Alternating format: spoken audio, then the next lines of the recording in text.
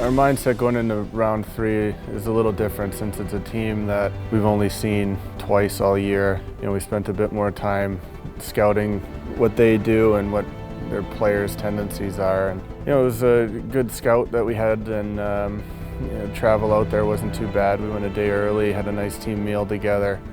I think we felt prepared for the series. We knew it would be, obviously, the further we go, the tougher it's going to get. So we knew it would be tough, but I think we were prepared and excited for it.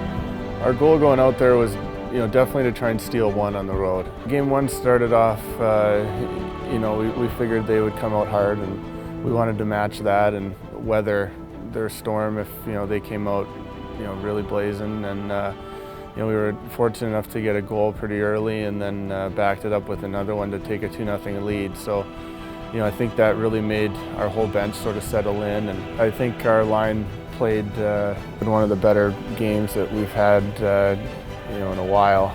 We seemed to be all over the puck and getting lots of chances, and that is what led to the goal that I ended up scoring. It was a puck that went on net with a rebound recovery, and Tango was all over their D-man. He really couldn't do much with the puck, and we talk about trying to be all over those loose pucks, and it squirted out to me, and I just tried to jam it at the net, create some havoc, and I was fortunate that I think it ramped up a stick or hit someone and went in. And it's not the prettiest goal, but a lot of times that's how playoff goals are scored.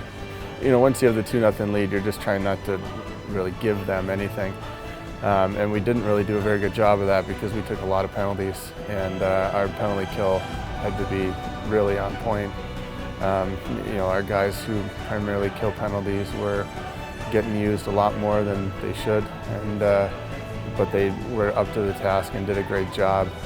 They were able to pull within one, and then you don't sort of start to tense up or anything, but obviously the intensity ramps up again, and you're really thinking if we can get another one here, we can kind of put them away. So our power play had been okay, but we hadn't scored, and we kind of needed our power play to get going.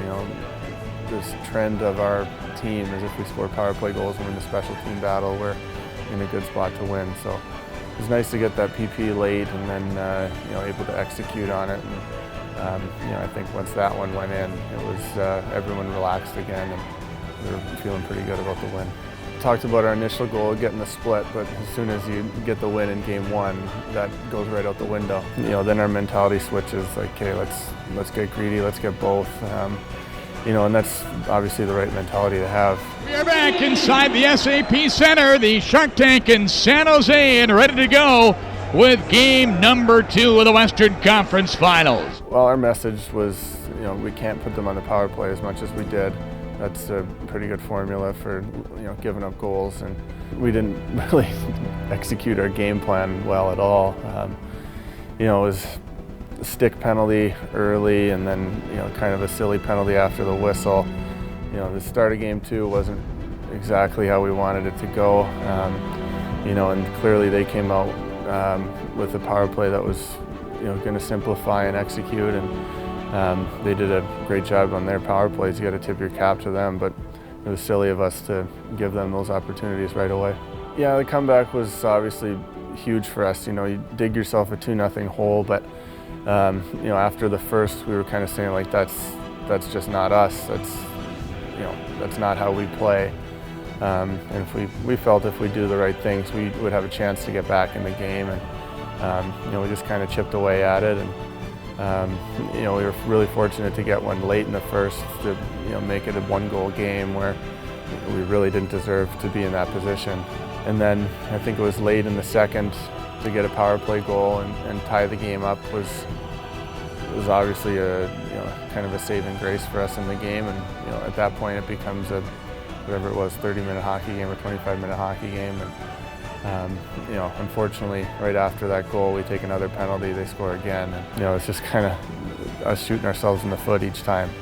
It was, obviously a really frustrating loss for us. We felt like it wasn't our game all night. It wasn't the way we, should play and have played previous to that. And frankly, we kind of laid an egg in game 2. So, everyone kind of came out of that game a little bit wide-eyed, like that was a lost opportunity. But hopefully, we can learn from that, and that won't happen for us again. I think the feeling in the room is still good. It's a feeling like we accomplished our goal that we wanted to get, a win on the road, but really we felt like we could have come out of there with more. So, I think the guys are hungry. It'll be fun to be at home. We're excited to play in front of our fans, and Game 3 starting 3 games in 4 nights, it'll be a bit of a grind, but it's nice to be at home for that.